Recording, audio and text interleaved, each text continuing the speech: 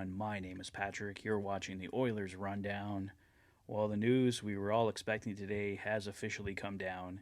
The Edmonton Oilers will be buying out goaltender Jack Campbell.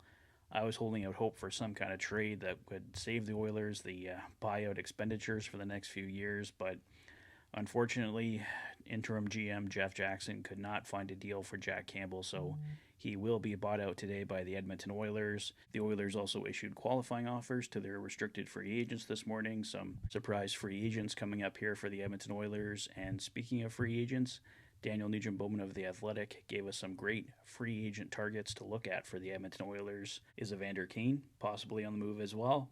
All that and more in today's update. Let's start with the qualifying offers. The Oilers have issued qualifying offers to the following restricted free agents: defenseman Philip Broberg and Noel Hoffenmeyer, as well as forwards James Hamlin, Dylan Holloway, and Raphael Lavoie. Carter Savoy and goaltender Ryan Fanti were not issued qualifying offers and will become unrestricted free agents on July 1st. Ryan Fanti is a bit of a surprise, but he really hasn't taken a step, battled some injuries with the Bakersfield Condors. Carter Savoy, more of a surprise, but the Oilers have to clear the deck somewhere and give opportunities to other players, so Carter Savoy does lose out there, but I imagine he will find a new contract on July 1st, or at least in the opening days of free agency. Someone will take a chance on him. I believe his brother is with the Buffalo Sabres organization, so we could see Carter headed to Buffalo here in the next few days. As for Philip Broberg, Noel Hoffenmeyer, James Hamlin, Dylan Holloway, and Raphael Lavoie, no surprise giving qualifying offers to those guys. I imagine they will all be signed here over the next few weeks. So the day has finally come. Jack Campbell has been bought out by the Edmonton Oilers. As I mentioned earlier, I was really hoping for a trade. It's just a disappointing end to what should have been a good signing for the Edmonton Oilers, but Jack Campbell, I just feel, looking back now, should never have been put into the position of being a starting goaltender. He had a great little run there with the Toronto Maple Leafs, but it was just a mirage, if you want to call it that. I mean, I think Jack Campbell is at best a 1B goaltender in the NHL. He can have hot stretches, but I don't think he is a starting goaltender. I think we've seen that from his track record here. He had a nice bounce back with the Bakersfield Condors last season. I wish him all the best. I imagine he will get a contract offer from somebody, probably a low-value, one-year deal, kind of a show-me contract. So we'll see what happens here with Jack Campbell, but as far as the Oilers are concerned, it's a 6-year buyout for Campbell.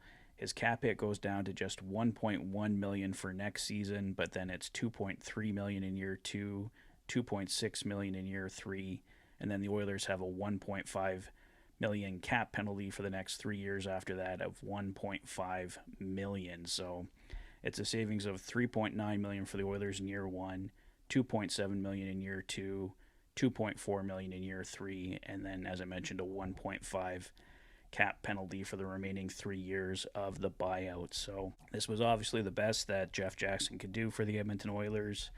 Like I said, it's a disappointing end. Jack Campbell actually had not a bad first season with the Edmonton Oilers. He had a winning record, but the second season just an absolute disaster, sent down to the AHL, and unfortunately this is the end for Jack Campbell in Edmonton. It's Stuart Skinner, Calvin Pickard between the pipes going forward here for the next 2 years for the Edmonton Oilers, and yeah, Jack Campbell's one of the nicest guys in the NHL. You got to feel bad for him, but I believe he will get another chance here on a one-year show-me deal from somebody, so we'll see what happens there, but wish Jack Campbell absolutely all the best, and just disappointing that the way things worked out for him here with the Edmonton Oilers. For free agent targets that the Oilers could go after, Daniel Nugent-Bowman of The Athletic put out a great article this morning looking at some potential targets for the Edmonton Oilers. He lists Victor Arvidsson, a right winger that could play in the Oilers' top 9.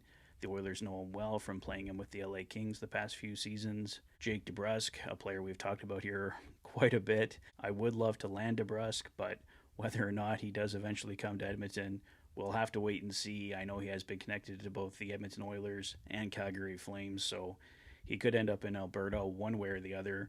Hopefully, if he does end up in Alberta, it is, of course, with the Edmonton Oilers. Sean Monahan, someone they targeted around the trade deadline, could be a great fit as the new third line center. Jordan Martinook, he scored 27 goals over the last 2 seasons. Daniel Nugent-Bowman lists him as a heart and soul guy who kills penalties. Definitely someone the Oilers could use. David Perron, a veteran guy they could bring in probably for a bottom six role, but still a solid contributor. Jeff Skinner getting bought out by the Buffalo Sabres. He could be a great add on possibly a value deal. Steven Stamkos is obviously the possibly really exciting one. I mean, can you imagine Leon Draisaitl, Steven Stamkos together on the Oilers' second line, Stamkos on the power play? I mean, it's probably too much of a dream at this point, but it does look like Stamkos will be hitting the free agent market on July 1st, so it's a possibility, but probably a pretty remote possibility for the Edmonton Oilers, but still exciting to think about. Chandler Stevenson with the Vegas Golden Knights, he could possibly come in as the Oilers' new third-line center. He would definitely be a big upgrade for the Oilers there. Tyler Toffoli, another target from the Oilers trade deadline that they didn't pick up. He could probably be added to the Oilers' top six, another offensive threat. A little less than Steven Stamkos, obviously, but still would be a great add. Some right shot defensemen to keep an eye on. Alexander Carrier with the Nashville Predators. That was a name we heard a lot around the trade deadline. Matt Roy from the LA Kings. He would also be another solid add. And Sean Walker, another name from the trade deadline that did come in and have an impact with the Colorado Avalanche. And I believe he got a couple goals against the Edmonton Oilers following that trade. So he could be someone else the Oilers could potentially add on the right side that could make a difference.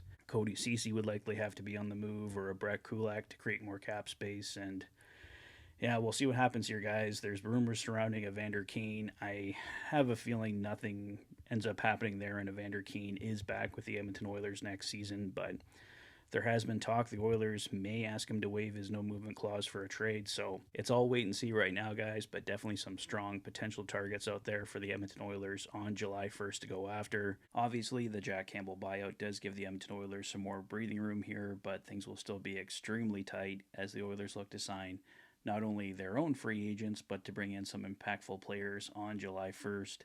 Can they get a Steven Stamkos? Can they get a Jake DeBrusk? It would be amazing, but it's going to be really tight for the Edmonton Oilers to get stuff done here. So we'll see what happens. I think we're going to have to see some more money go out the door if the Oilers are going to get an impact player here on July 1st. So let me know what you guys think. What do you think of the qualifying offers? Who got qualified? Who didn't? What do you think about the free agent targets? The Jack Campbell buyout? Do you wish the Oilers could have found a trade for him as well? Let me know your thoughts in the comment section below. If this is your first visit to the channel and you like what you see, please consider liking and subscribing for all the latest Oilers content. You've been watching the Oilers Fanatic. Thanks for being a fan.